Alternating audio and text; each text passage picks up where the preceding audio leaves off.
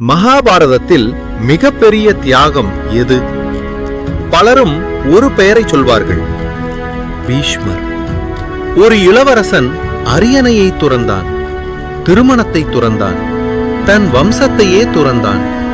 தந்தையின் மகிழ்ச்சிக்காக தன் வாழ்நாள் முழுவதையும் அர்ப்பணித்தான். உலகம் அந்த தியாகத்தை கண்டு வியந்தது.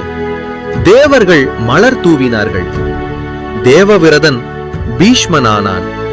ஆனால் அந்த சபதம் பிறந்த நாளில் ஒரு கேள்வியும் பிறந்தது. அந்த சபதத்தை ஒரே ஒரு மனிதன் தடுத்திருக்க முடியுமா? கங்கை பிரிந்த பிறகு ஹஸ்தினாபுரத்தின் அரசனாக சாந்தனு தனது வாழ்க்கையை தொடர்ந்தார். ஒரு நாள் யமுனை நதிக்கரையில் அவர் சத்யவதியை சந்தித்தார். அவளது அழகு, அவளது அமைதி அவரது மனதை ஈர்த்தது. சாந்தனு அவளை மணக்க விரும்பினார். ஆனால் சத்யவதியின் தந்தை ஒரு நிபந்தனை வைத்தார். என் மகளுக்கு பிறக்கும் மகன்தான் அரசனாக வேண்டும். அது சாதாரண நிபந்தனை இல்லை. ஏனெனில் அரியணைக்கான உரிமை ஏற்கனவே தேவவிரதனுக்கு சொந்தமானது. சாந்தனு அந்த நிபந்தனையை ஏற்கவில்லை. அவர் மகனின் உரிமையை பறிக்க விரும்பவில்லை. ஆனால் காதலை மறக்கவும் முடியவில்லை. அவர் மௌனமாகிவிட்டார்.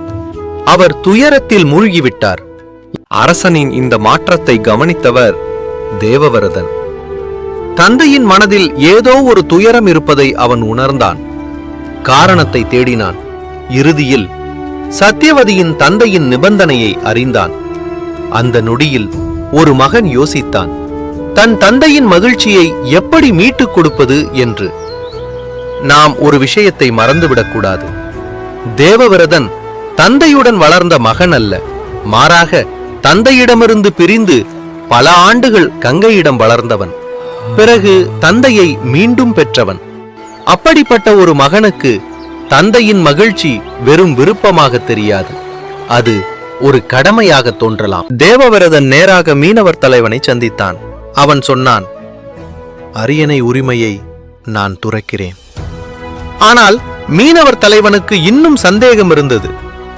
உன் பிள்ளைகள் பிறந்தால்? அந்த ஒரு கேள்வி வரலாற்றை மாற்றியது. தேவவிரதன் தனது கரங்களை உயர்த்தினான். பிறகு உலகமே நடுங்கும் ஒரு சபதத்தை செய்தான். நான் வாழ்நாள் முழுவதும் பிரம்மச்சாரியாக இருப்பேன். எனக்கு ஒருபோதும் சந்ததி இருக்காது. அந்த நொடியில்தான் தேவவிரதன் பீஷ்மன் ஆனான். தேவர்கள் மலர் தூவினார்கள். வானம் அவனை புகழ்ந்தது. உலகம் அவன் தியாகத்தை வணங்கியது. ஆனால் இந்த கதையின் மிக கடினமான கேள்வி இங்கேதான் தொடங்குகிறது. உலகம் பீஷ்மரை பார்த்தது. ஆனால் அங்கே இன்னொருவரும் நின்று கொண்டிருந்தார். அவர் சாந்தனு. ஒரு மகன் தன் எதிர்காலத்தை துறக்கிறான், தன் வம்சத்தை துறக்கிறான், தன் குடும்ப வாழ்க்கையை துறக்கிறான். அப்போது ஒரு தந்தையாக சாந்தனு என்ன செய்தார்? அவர் அந்த தியாகத்தை ஏற்றுக்கொண்டார். இங்கே நாம் சாந்தனுவை குற்றம் சாட்டவில்லை, அவரை வில்லனாக்கவும் இல்லை.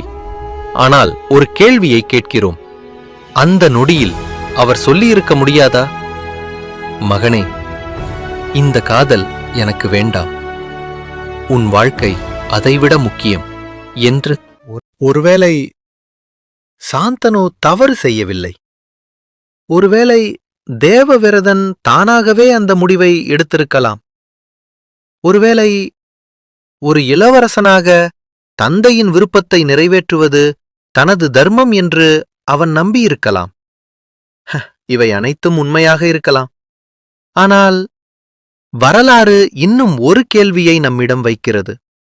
தேவவிரதன் தந்தைக்காக தனது எதிர்காலத்தை துறந்தான். ஆனால் சாந்தனு மகனுக்காக தனது ஆசையை துறந்தாரா? வரலாறு பீஷ்மரின் பிரதிஞ்ஞையை கொண்டாடியது. உலகம் அவரது தியாகத்தை வணங்கியது. ஆனால் இன்று வரை ஒரு கேள்வி உயிரோடு இருக்கிறது. பீஷ்மரின் பிரதிஞ்ஞையை ஒரே ஒரு மனிதன் தடுத்திருக்க முடியுமா? அந்த மனிதன் சாந்தனுவா?